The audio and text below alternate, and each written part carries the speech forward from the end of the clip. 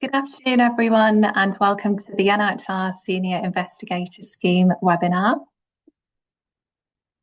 I'm Amy Bell, Senior Programme Manager with NIHR Academy, and I'm delighted to be joined this afternoon by our guest speakers, Professor Catherine Pope, who, amongst her other roles, is the overall chair of the NIHR Senior Investigator Funding Committee, and also Professor Martin Orrell, who is the chair of the NIHR Senior Investigator Subcommittee for Medics, Dentist and Public Health.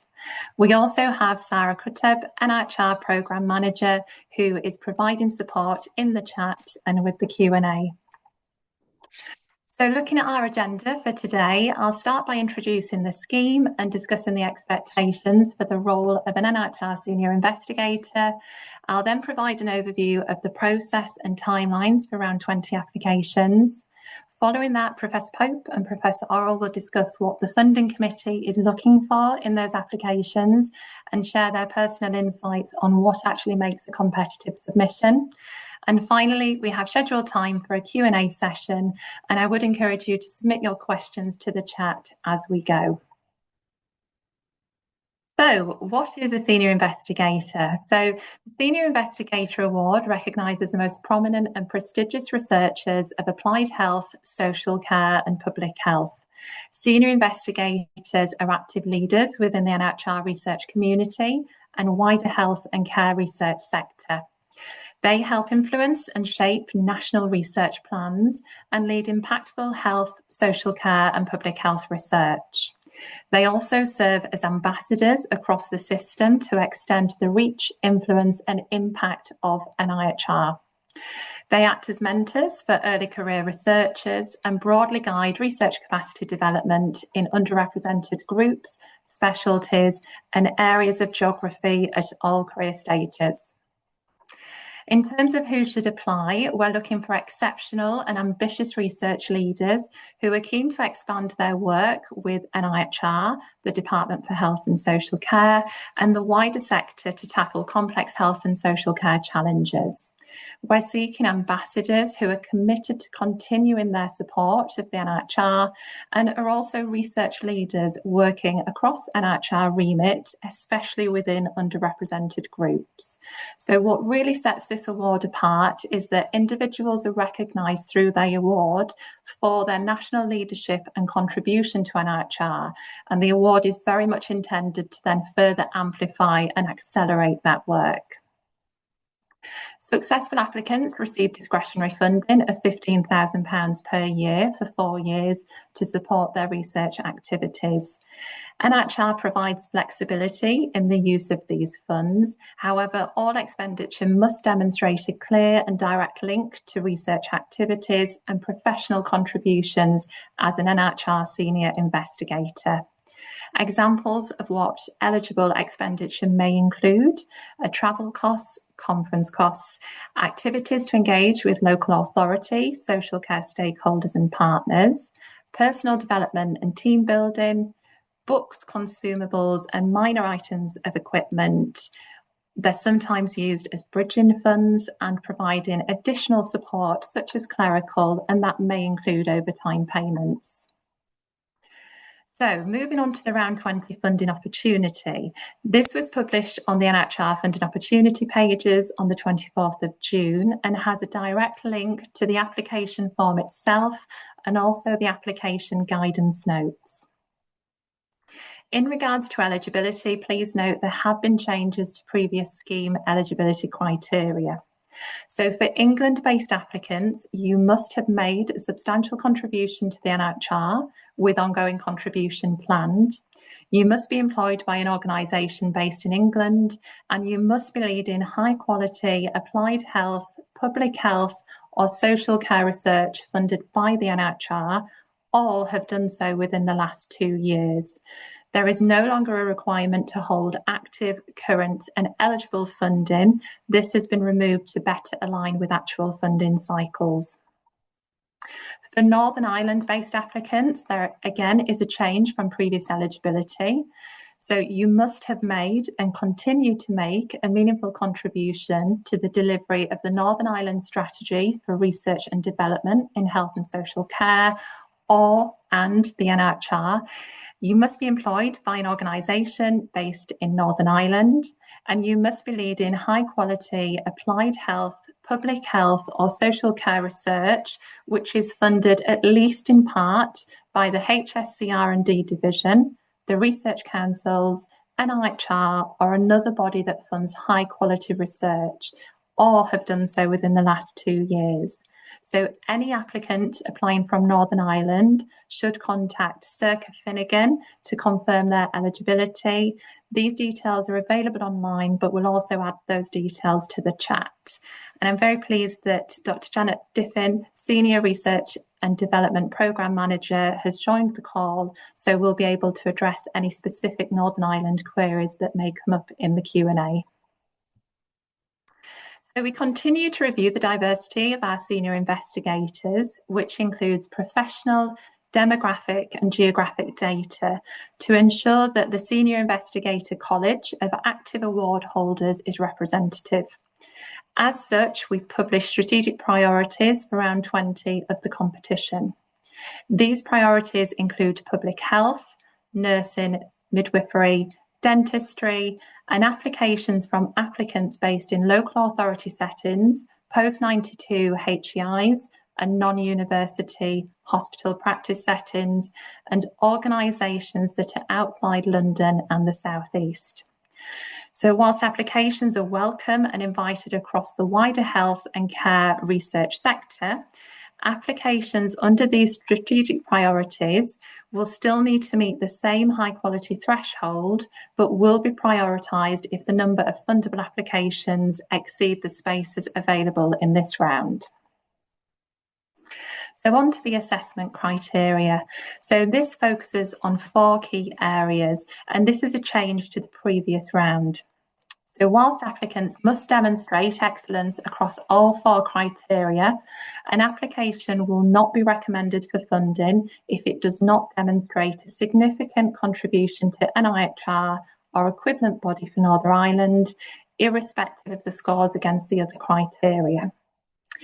The contribution to NIHR should concentrate on the past 5 years, and applicants must demonstrate a significant personal contribution to the NIHR or equivalent body for Northern Ireland.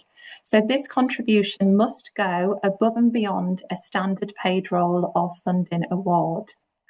Applicants in this section should evidence how these activities impact, bring significant changes and add specific value to the NIHR. Example roles that may be included in this section are published on the Senior Investigator web pages and may include formal roles such as NIHR committee or board membership, or broader forms of impact aligned with NIHR ambassadorship. So we would encourage you to refer to this information when preparing your application. All applicants should describe the activities that they propose to undertake if appointed as a senior investigator. And this is a change to previous criteria in that this should now be included in the contribution to NIHR section and not be standalone. If you are applying for a second term, you must clearly highlight the impact achieved during your first term and how this will be built upon by a second term. The second criteria, working with people and communities, is a hugely important part of the application. You must provide evidence of your significant track record of effectively working with people and communities. So this should include how you support capacity development and demonstrate leadership in working with people and communities, and also how you integrate this practice into your own research. At least one example should be provided for each of those areas. And to note, when referencing broader engagement activities, applicants should demonstrate how that links back to supporting one of these 3 areas mentioned. The third criteria is research impact, and that comprises of contribution to growth, research leadership, engagement with health and social care commissioners and policymakers in research, and finally, relevance of research portfolio that translates to improved outcomes. So in regards to relevance of research portfolio, applicants should provide evidence for the 2 most significant examples of impact, again focusing on the past 5 years, An applicant should also identify their top 3 publications from the past 10 years and include in this section. The last assessment criteria is contribution to capacity building. Applicants should evidence a strong track record in training and developing researchers at all levels and describe their efforts in promoting research inclusion, specifically for underrepresented groups and individuals with those protected characteristics noted. Applicants are encouraged to provide evidence in regards to number of individuals supported and also what that support has actually enabled those individuals to go on and do. So all applications now must be made via the NIHR Awards Management System, and there are lots of user guides available to support those accessing and navigating that system for the first time. The application form itself is structured in this way. So a few key points to note. Section 1, summary information. This captures whether you have previously applied for the Senior Investigator Award and how your subsequent application has improved, noting the feedback that you've received. Section 2, lead applicant. This also contains links to your ORCID profile, so please ensure that's up to date and visible. And in this section, please do also detail any contextual factors that you deem to be significant and relevant to this particular application. In terms of section 3, the uploads, the case for support is where you will evidence that you meet that assessment criteria. So please note the application guidance does give you an indicative maximum word count for each of those sections, and that is intended to help you structure the application accordingly. The case for support template should be downloaded from the system and then re-uploaded when complete. And I would like to take this opportunity just to reinforce the fact that we ask applicants do not use hyperlinks within this actual upload. In regards to the second upload, there is no template for the letter of confirmation from your host organisation, but please do ensure this is no more than 1 page and contains the explicit statement on screen in regards to evidencing that you lead high quality applied health, public health or social care research funded by NIHR and have done so in the last 2 years. So key dates to note around 20. Applications close on the 14th of September, at which point eligibility check-in is undertaken and thereafter committee reviews begin. Outcomes are shared with applicants in February 2027. There are 2 mandatory meetings for awardees and both are in person. The first is the induction, which is scheduled for the 16th of June 2027, and the second is the annual Senior Investigator and Research Professor meeting, which will take place in October. So I'll now hand over to Professor Pope and Professor Orrell to discuss their perspectives on the Funding Committee's expectation.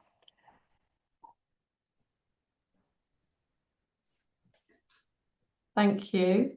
And I can see that we've got at least 1 question already in the chat, so I think we're going to circle back to those. I think the big message for me for you all is that this is about the contribution to NIHR and to the strategy, and the expectations of the committee are that your application will really show what you are doing for the NIHR, for Department of Health and Social Care strategy, for the strategy in Northern Ireland. And we really need to see evidence of claims that you make in your application. So it's really helpful if you show us exactly what it is that you have been doing. So telling us which committees you are engaged with, if you're a deputy director of one of the NIHR infrastructure roles, these sorts of things, actually showing us what those things are and really helping us to understand that.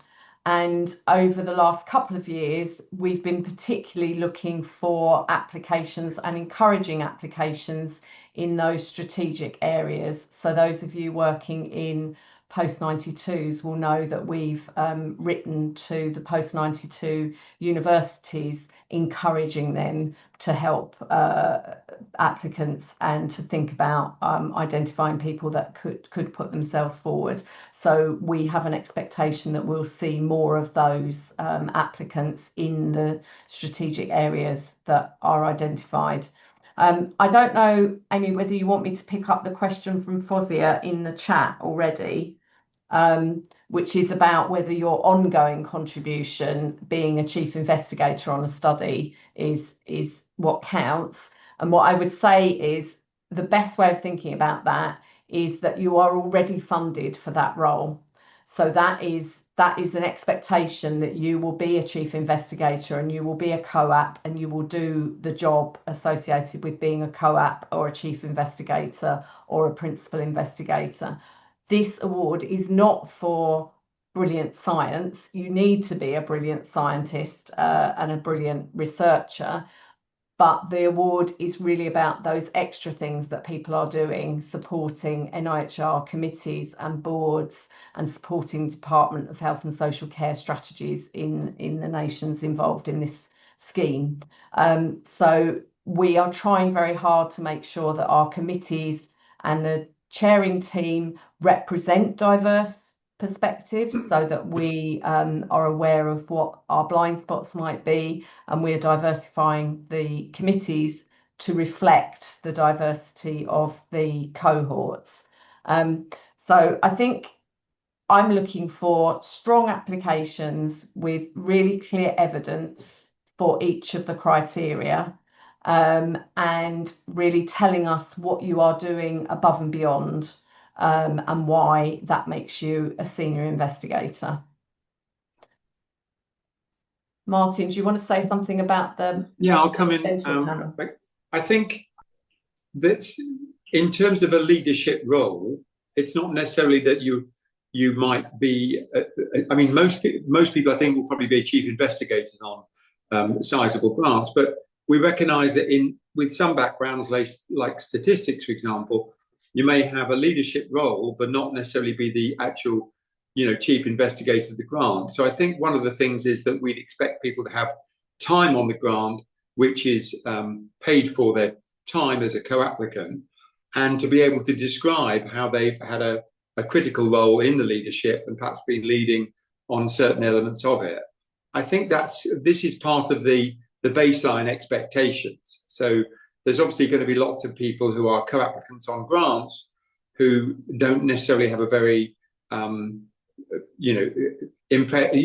sizable leadership role on the actual grant itself, because we all have to make a wide range of contributions. So I think to be actually leading the work is very helpful, but depending on your background, not all people might be in a position to necessarily lead particular grants, but to show outstanding leadership.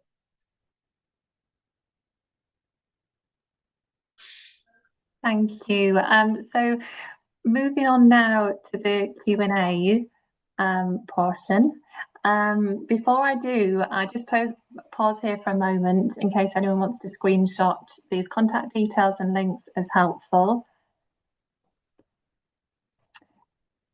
Okay, so we have had a really large volume of questions received in advance of the webinar, in addition to those that are in the live Q&A chat. So we'll try and address as many of those as possible. And if we're unable to answer your question, it's still pertinent at the end of the session, then please do email the team at the personal awards mailbox that's just been on the screen. But I'll start perhaps then. So we had quite a lot of questions around, does anyone ever get through the first time, and how many times can you apply? So as you might deduce, this is a highly competitive award, so it does often take more than one application, and that's further compounded by the fact that the Senior Investigator College, so those active award holders, we do try and maintain at 200. So that means that for each individual round, we have a limited number of places available. So what we would say is, please don't be disheartened if you're not successful the first time. Please do heed the feedback of the committee, and between applications, please feel free to reach out active senior investigators across your sector or perhaps within your institution. And we do have an online directory of all active award holders. So you can find them, search by discipline and professional background, and reach out to them to sort of try and glean their insights and how your application may be strengthened. So another question we have here, perhaps Kathy, if you're able to answer this. So working with people and communities is often harder for methodologists. Is this taken into account when assessing applications? Yeah, so I think we've seen some really creative kind of expressions of what people are able to do as methodologists. So I'm thinking about, for example, training our patient and public and community colleagues in understanding the research methods that are being used. And I know that colleagues from statistics and from economics, for example, have worked really hard to make sure that their patient and community groups understand the scientific methods that are being used in studies. Now, that's something that a methodologist can lead and can be brilliant at, and that's a really good way of equipping our patient and community colleagues. I think there's also, going back to Martin's point, it's about the role that you play on a research team and how you make a contribution to that. So if you are doing those outreach types of engagement activity, or if you are contributing to thinking about ways to make sampling more representative, all of those sorts of things are roles that methodologists can play that aren't only in the gift of the principal or chief investigator. So I think it's about thinking about what you are able to do in that space, and maybe coming down. I mean, you know, I say this from Oxford, which is a well-known ivory tower university. It's about coming down from the ivory tower and actually meeting our patient and community colleagues and thinking about dissemination. I've seen some fantastic work done by methodologists about disseminating findings and working with our patient and community groups to think about how to translate the, you know, the very dense, deep scientific paper that writes up the trial results, but actually how do you get that into a short form infographic or poster or something that's really accessible for patients, because they also need to know what we're doing. Thank you. Can I just come in there? I think that's excellent points from Kathy. I'd also say that there's only 4 areas that are being assessed, so you have to score strongly on all of them.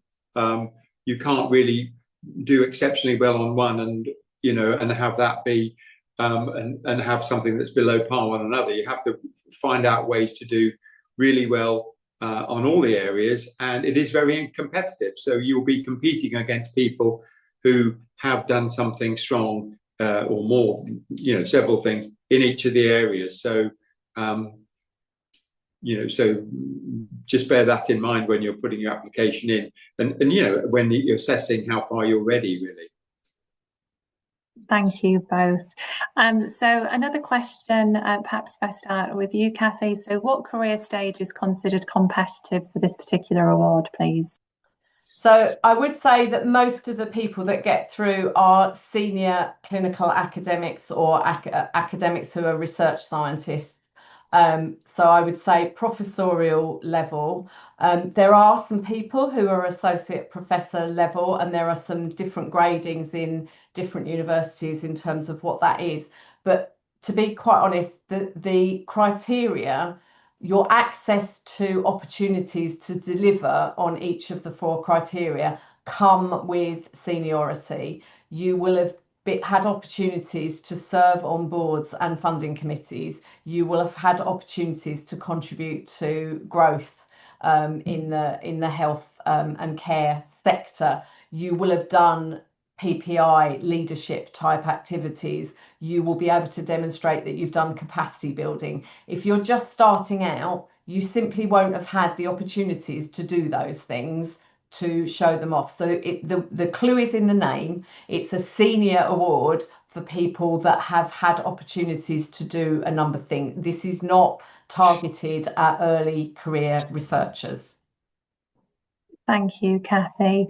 And now a question that we've received for Janet, our Northern Ireland colleague, which is, what would be a reasonable example of sufficient contribution to the delivery of the Northern Ireland strategy for research and development in health and social care research?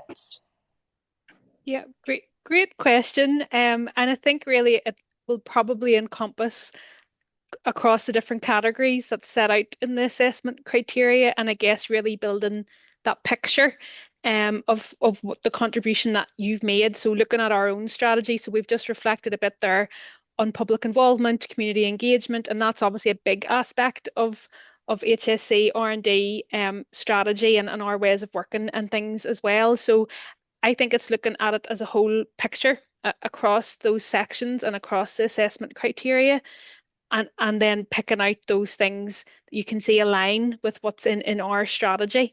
And SORCA is available for any conversations around that in more detail after today as well. That's great. Thank you, Janet. So moving to some of the live questions. So the first one, do the examples of research impact need to be linked specifically to an NIHR funded study, or can they be from a broader funded research portfolio? Excuse me. So perhaps Martin, if I'm able to come to you. Yes, I mean, I think we're interested in, there are obviously specific NIHR sections where where you need to show that you're making an impact there, and where you're doing things which are of great value to the work and the vision of the NIHR. So I think that if you've got often people have a portfolio of research which is funded by various different routes. So I think actually, if the impact is, you've got contributions from other grants towards your overall research impact, then I think that's fine. Just assuming that you've got the NIHR things in order as well. But like I said, people often have a portfolio of a range of different funders working together. Yeah. Thank you, Martin. Thank you. So another question here. If someone has held an NIHR funding that ended more than 2 years ago, but has had continuous active CRUK/MRC research throughout, are they eligible at all? So I'm happy to take that. So the current criteria would be that they have to have held that funding in a leading capacity within that 2-year window. So based on that, if they're England based, they wouldn't be eligible to apply for this particular award. Okay, so a question perhaps for Martin. How are applications from underrepresented groups assessed by the committee? Well, I hope the answer would be fairly. But I think part of the drive is to encourage underrepresented groups, both in terms of ethnic minorities, but also in terms of people working in the social care and the methodology fields. So I think we do have quite a well-balanced committee in terms of the different people on it. They're all very distinguished in their field, but that does include I think a wide range of ethnic groups, and also a wide range of different backgrounds, either on the kind of medical, dental, public health, or on the social care, methodology, allied health professions, nursing, qualitative research. So we've got 3 separate subcommittees which work closely together. But the reason why we've got the subcommittees is to make sure that things are looked at fairly, judged by a jury of your peers, I guess, if you like. That's great. Thank you, Martin. So the live Q&A as well. We have a question. Do you need to have been a PI on a project for at least the last 2 years, or can you have been a co-investigator? Can I come to you, Kathy, on that? Yeah, so I think you can be a co-op, because often methodologists are co-ops, not leading projects, because you know, if you're running a clinical trial, it may be led by a clinical academic colleague, and you may be the health economist or a statistician in the team. I think it is about showing that you are making a senior leadership contribution. So I would say that we would look differently at opportunities where you were the leading statistician and you were making a contribution as that lead methodologist on a grant, rather than one of 5 statisticians on a grant. And obviously you wouldn't only have one grant that you would be involved in that way. So I think demonstrating a track record in that space and how you are making the contribution and where your leadership is. So a very small percentage role on a grant where every so often you provide a little bit of a methodological steer, but other people are actually doing the leading and the capacity development and the delivery of the science is a different role to one where you are leading significant work packages and making sure that those outputs make a difference to patients and to the NHS, for example. That's great. Thank you, Kathy. So a question that we received in advance: how many different NIHR roles are candidates expected to have contributed to in order to be seriously considered for this award? That's a bit, how long is a piece of string? Because it kind of depends what you're doing in those roles. So we know that being a chair or a deputy chair of our big funding committees is a great deal of work. We lock people away in rooms in Leeds to spend hours sorting through those, having done lots of reviewing in advance of those committee meetings. Those are quite big, kind of chunky roles. But you might, if you look on the website and in the guidance, there's a list of all of the different roles that you can do and you might want to talk about in your application. And I think it's about, are you making a senior level leadership contribution across things that are extra to your role as a chief investigator or a collaborator on a project? What are you doing that's above and beyond? And is it substantial enough? Doing 1 or 2 reviews of grant proposals a year is probably not enough. Martin, you've got some more suggestions. Thanks. I was just going to come in and say, I think as Kathy said, above and beyond. So, for example, people can help with the NIHR mentorship scheme. They can do great things around support and capacity building. And so, you know, having leadership roles on a number of grants is good, but we want to also have a sense that that person is really, you know, they believe in the NIHR and they want to help it in a variety of ways. I will say, in terms of reflecting on a number of years, is actually what we need in the applications is specifics. So sometimes people give you very general points, but we need specific points about what they've done. And that's very helpful, because it's much easier to assess something if they give you a very detailed or very specific point about how they made their contribution, and it's not just as part of a group of people in their department who did some important things. Thank you both. So we had another question on the balance of contributions. So the question is, what balance of contributions are we seeking from applicants? So NIHR community contribution versus NIHR funded personal research. Perhaps, Kathy, if I can come to you on that one first, please.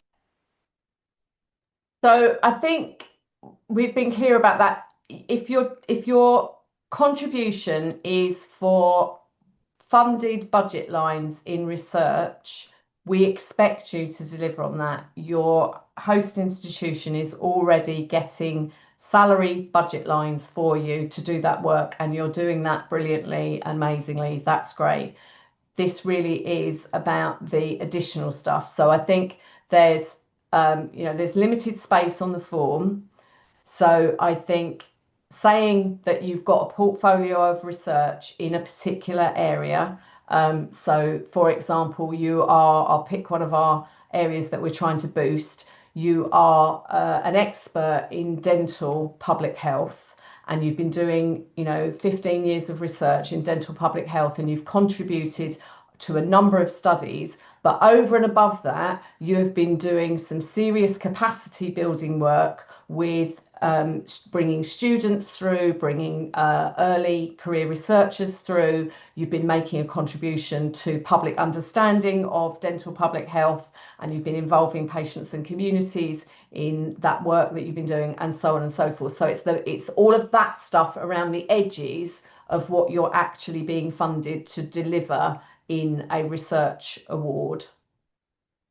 I hope that answers that question.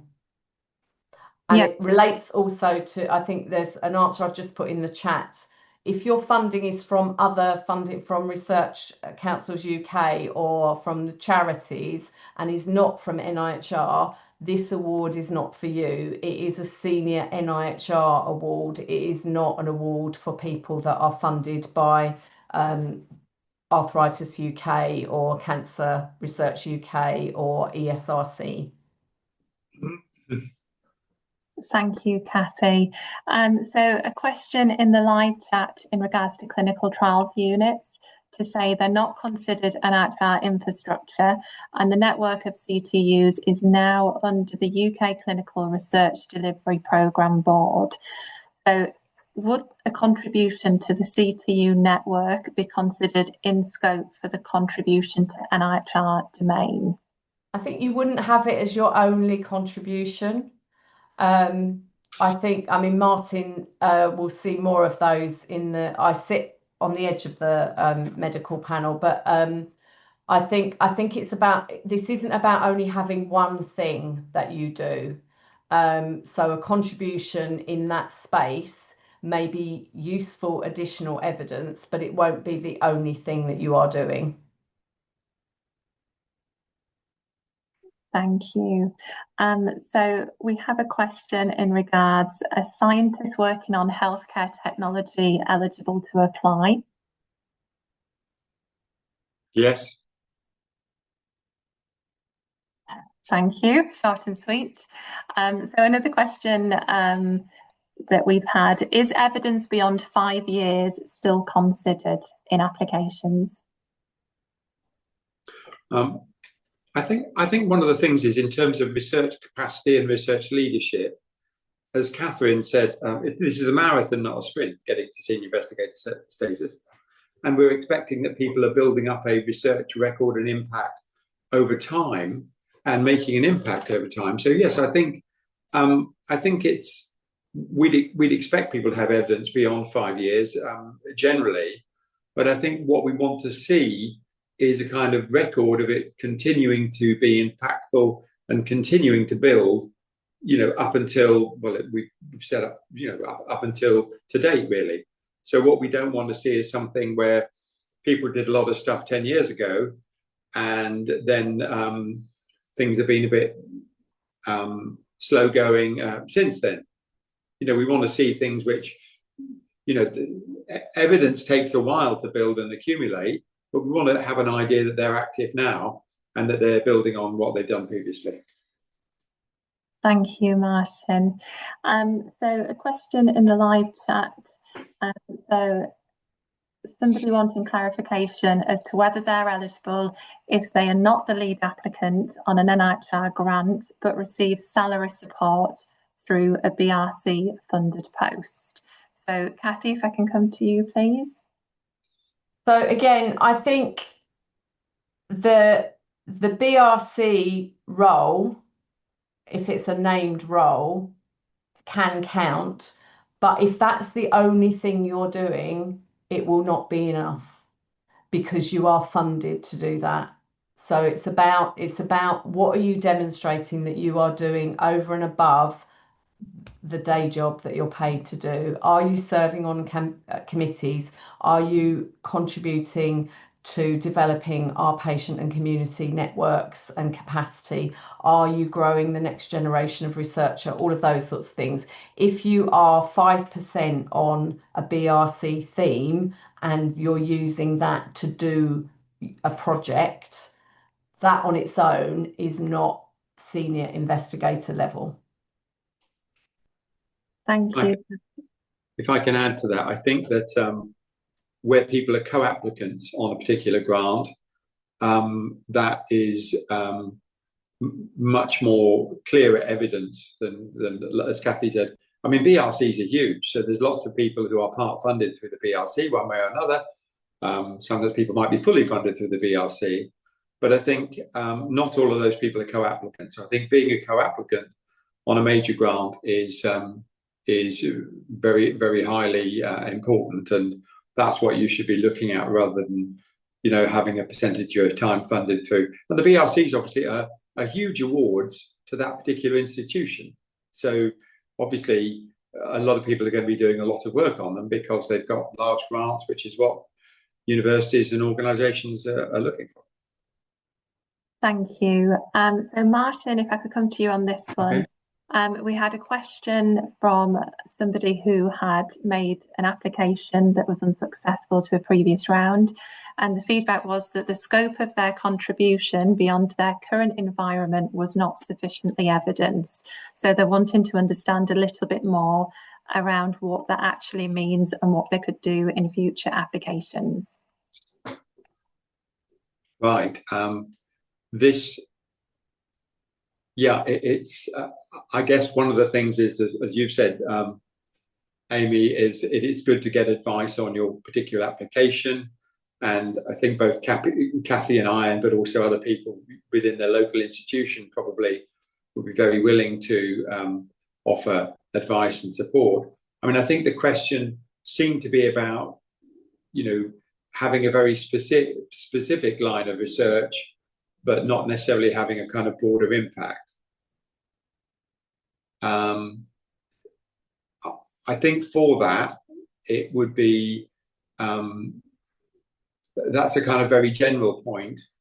And I think we're expecting people to make an impact in a variety of ways, as we've said, you know, mentorship, grant panels, probably, you know, well, potentially large-scale impact with their research. Sometimes people have 2 or 3 lines of main research. So I guess my first thought would be that it is useful to get advice and feedback on your application. I've done so in the past when I was applying, and you know, and I give people advice and feedback now, which I'm happy to do. And sometimes, you know, there's something you've missed, or there's some way of putting things more clearly. And as I said earlier, I think one of the things is that sometimes applications are quite general in certain areas, and specifics are much easier to assess and to rate, and generally make more of an impact. Thank you, Martin. So perhaps just tracking back to the infrastructure question. So we've had a question that says, theme leadership for infrastructure funding, so such as BRC, ARCs, can count as contribution. So that is listed as a contribution to an NIHR. Is this negated if that role is funded? I think the work of these roles is often bigger than the nominal funding that's awarded to an individual. So is there anything we want to expand upon in that point, perhaps, Kathy, please? I think it's just about demonstrating that exact point, that, you know, what is the bit that you are doing. You know, you've got this budget line, but actually you are delivering a lot more because you're taking that theme lead role seriously. And I guess it also relates to the previous question in terms of just the reach of what you're doing, that you're going beyond your host institution or your host piece of infrastructure, you know. So I'm not only speaking within a tiny patch, that I'm actually doing something that is going across regions, or is speaking to the national kind of strategy and need. So, you know, a bit of local capacity building that you scale up, or that you join forces with somebody else and you do that as an additional piece of activity that wasn't, in the original brief. It's that kind of stuff that we're looking for. Thank you. So another question here. So how much weight does future planned leadership activity carry versus a track record of past NIHR contribution? Specifically, is a strong forward-looking plan enough to compensate for a contribution record that has been mostly within the last 1 to 2 years? Do you want me to take that? Yes, please. Okay, thanks. Well, I think that, as Kathy was saying, we're expecting people to be making a contribution to the NIHR over a period of a number of years. We're expecting people who are quite senior in the field, because they're called Senior Investigator awards. So if your impact or your contribution to the NIHR has only been over the last couple of years, possibly that might mean you're a bit early on to start applying.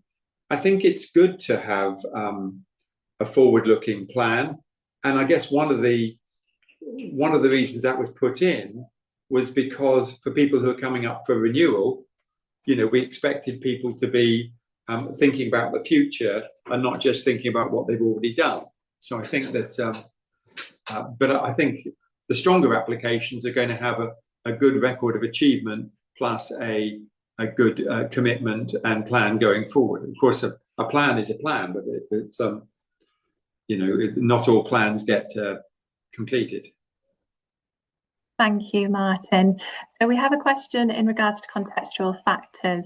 So do they have to be current, or can they be historical if considered relevant? So for example, they've impacted the trajectory or limited ability to take up opportunities. So Martin, if I could come to you on that, please. I saw that one coming, thank you.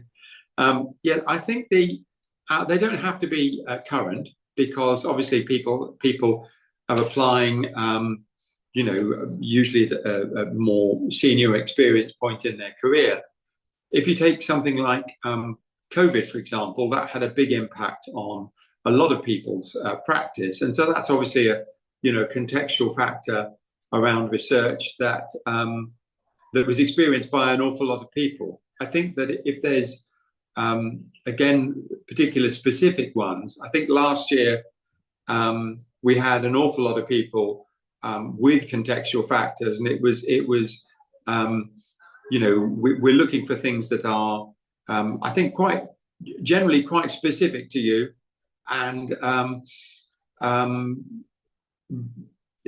beyond I guess some of the things like COVID or things like that. So I think they can be going back a period of time, because sometimes there's contextual factors that impact on people at a particular career stage, which make things can make things more difficult then. And now maybe they're beyond that, but it still has had a previous impact. I think that's Kathy. I don't know if you wanted to add anything to that.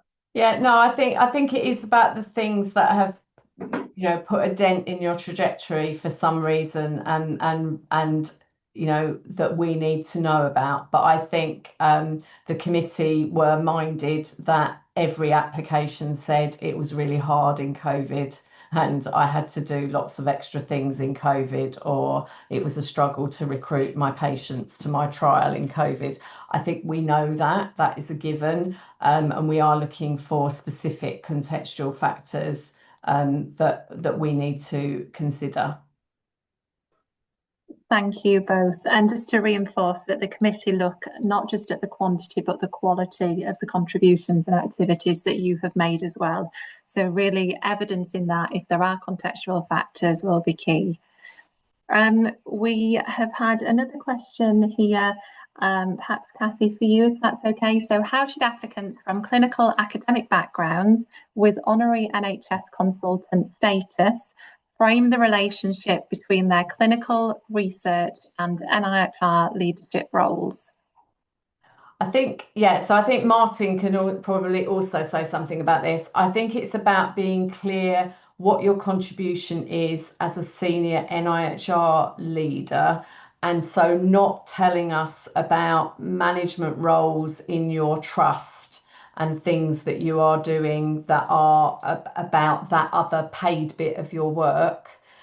What other things specifically about NIHR research and capacity building? And I realise that there are some overlaps because you might be responsible for clinical training schemes and capacity development that work across NIHR and NHS boundaries, but trying to be clear about what is the senior leadership contribution that you are making within the NIHR area of your work. Thank you, Kathy. So a question here I'll address. So the one-page letter of confirmation from the contracting organisation, is this a standard template? Or the questions just jumped from my screen. Oh, that may have just been addressed live, but as I've started it. So it's not a standard template, but it does need to confirm that the host is happy to manage that award on your behalf and also have the explicit statement that was covered in the slides in there. And to note, letters of support, you're not able to upload additional letters of support. We do see that quite often, but please do just stick to that one letter of confirmation, and that will suffice for this particular application. Martin?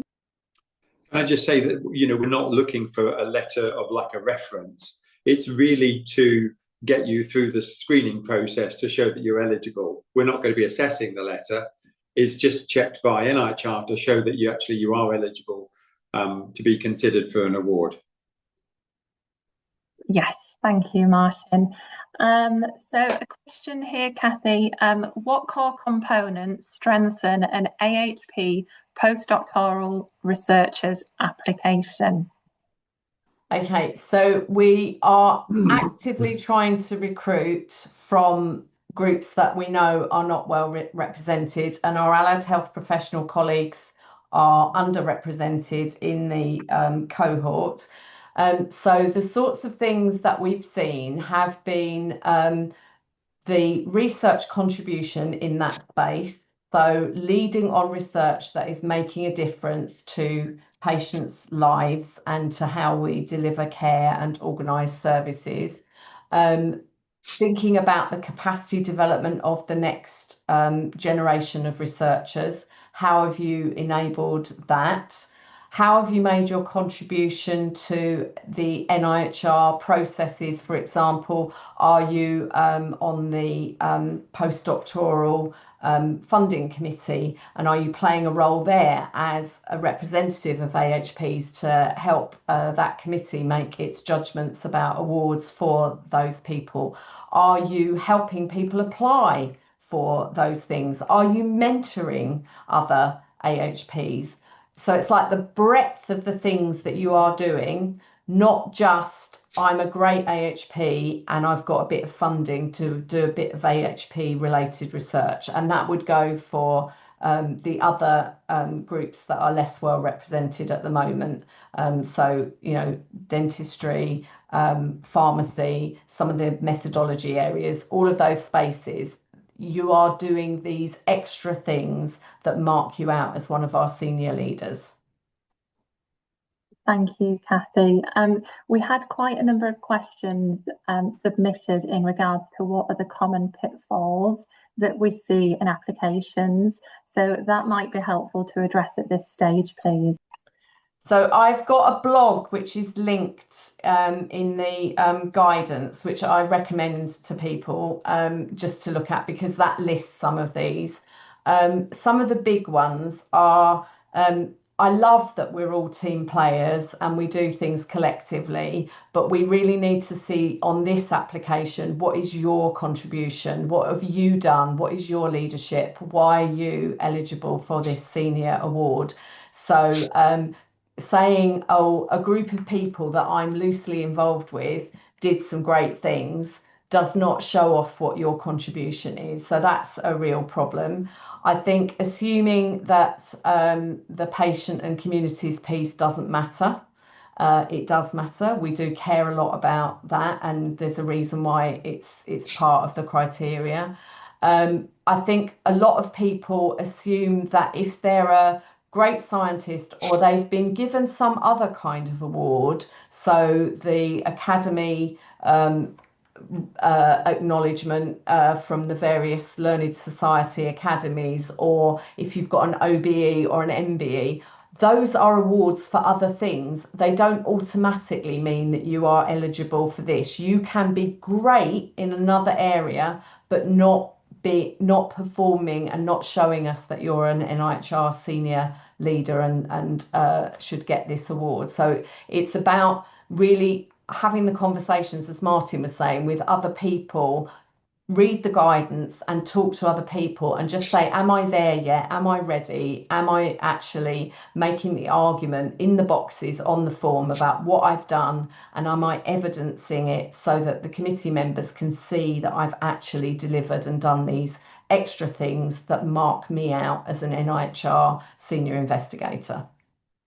Thank you, Kathy. And perhaps just from a procedural point of view, please do read the application guidelines, because that will give you that prescriptive detail as to how many examples to include, with what time frame and such.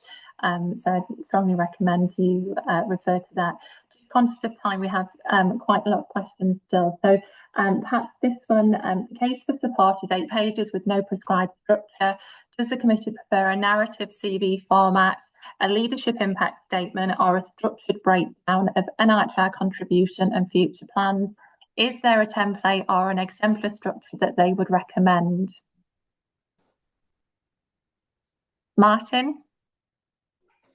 Yeah, well, I think people are going to look at, the reviewers are going to look at these applications, and they want to be able to get to the point quite quickly. So I think having a very clear points that you're making. Sometimes people use bullet points or have a number of, have it kind of done in a certain way. You only have a small amount of text for each area. So people are going to have to look at that and get the key points very quickly. And if there's any things about, like Catherine said, about things, ambiguity about what your contribution was to something, that's not going to help you. We need to know particularly the things you led, the things you moved forward, the impact of that. For example, if you've had a certain number of NIHR research fellows that you've supported and developed, how their careers did progress. Maybe you've had some people who've done fellowships with you a few years ago and now they've become professors and they're contributing to the NIHR in their own way. I mean, these things, they're very helpful. So I think when I hear the term kind of done in a narrative way, part of me worries that that's going to be, more difficult to actually review efficiently. So I think be very clear about the specifics about what you've achieved. And I think the details of the template are set out fairly clearly, as Amy said, in the guidelines. Thank you, Martin. So just on that, I thought there was a structure that we're meant to follow that's quite directive. Essentially, the template just has those 4 subheadings, and there is an indicative word count in the application guidelines. So beyond those subheadings, that's what is provided. And perhaps just one more question before we end. So there's 2 questions that actually cluster together in this regard. So in view of what's been discussed, please could we summarise the time frame during which historical contributions remain eligible? There's no specific time frame, but I think that you, like I said, we're expecting people to have a research work that builds over a period of time.